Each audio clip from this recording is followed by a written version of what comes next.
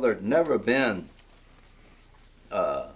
even NAACP, uh, there'd never been any respect for civil rights by the governors. Now you can go back and look at each governor's actions, and you won't see a lot of civil rights, uh, actions in their records. Now, yes, after uh, the Martin Luther King Commission, and we had a hard time doing that. After Martin Luther King Commission was appointed in West Virginia, of course, every King celebration during January, the governor would come out and speak to the crowd that had assembled there on the Capitol steps and everything.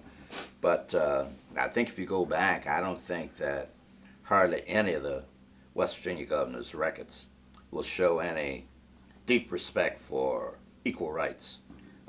In the state, they did what they had to do, and that's what made it very, very disappointing, because we had a lot of very respectful people in the NAACP, and I think about it's a dentist down in Williamson. You had lawyers, we had doctors, we had people from the colleges and everything, but there's just disrespect that was shown, and you get very, very few blacks that have worked in the state house in West Virginia, even though the black folks in West Virginia gave their votes to one particular party. I mean, it wasn't that NAACP didn't advocate that, but it was just normal that since we had desegregation and what one party had done for civil rights, that most of the black votes went, to the party. But I never got the impression, even today, that the West Virginia governors had desegregation of state facilities and their actions a priority, for their administrations. Well, I think the best days of not the best days, some of the good days of NAACP and the Human Rights Commission is when I was on the Human Rights Commission, and Tolbert was the state president. Both of us were head of different organizations at the same time, and we worked together. He was always NAACP always at the Human Rights Commission meetings. The Human Rights Commission always had their staff at the NAACP meeting. And anytime we ran into a problem in the Human Rights Commission as far as money or need some laws passed, we knew that the NAACP was right there, and they would push the governor on it. And they knew what our problem were, and we knew what their problem was, and it was a real good relationship. And a whole lot's got accomplished at that frame period.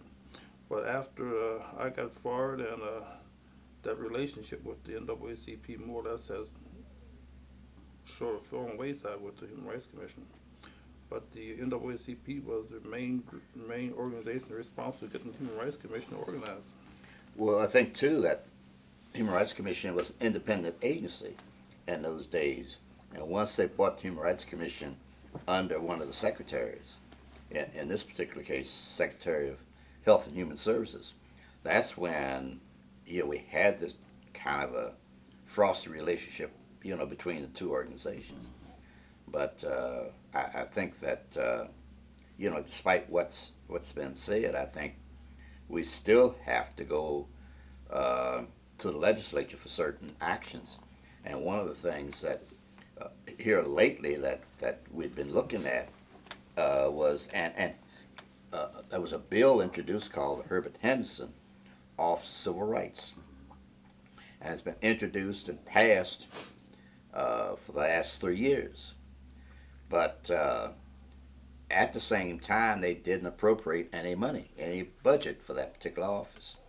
So it really hasn't gone through the legislature, hadn't been signed off by the governor or anything. And what happened, I don't know. But Herb Henderson was one of the, real giants of NAACP and civil rights here in West Virginia. And I think it's because we have a lot of counties with no blacks at all. Now, I will say that Jefferson County legislators were very, very supportive of it, as they've been a lot of legislation. But for some reason or another, they don't want to give that office any appropriation, so it can't function.